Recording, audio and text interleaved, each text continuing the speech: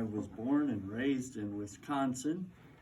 And so when the Civil War came along, I joined a regiment from Wisconsin, took my training, was supposed to join General Sherman. By the time I got to where he wasn't there anymore. He'd already headed to Atlanta.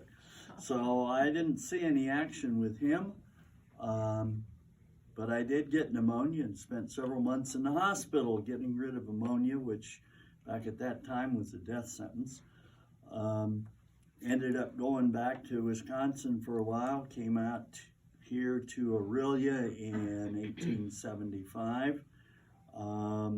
As everybody else had said back then, if they were out here willing to do some hard work, he immediately got into the grain business in Aurelia and in Meriden, did grain business for a couple of years, was part of the first hotel down at the end of Main Street.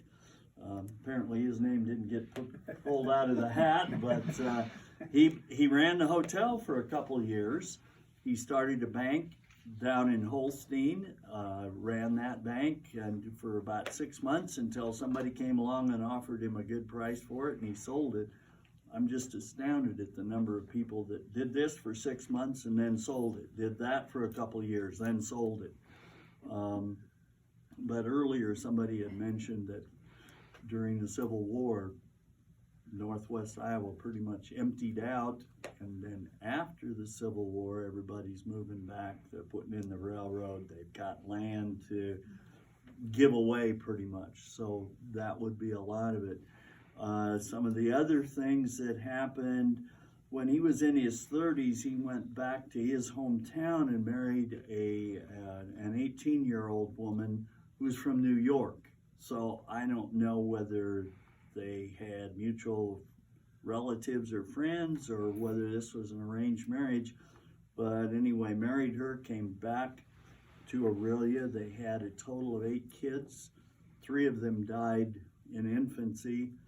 One of the others, Billy, or Williams Jr., used to take Norma to school when she needed a ride to school. I was a kid at the time. Oh, okay.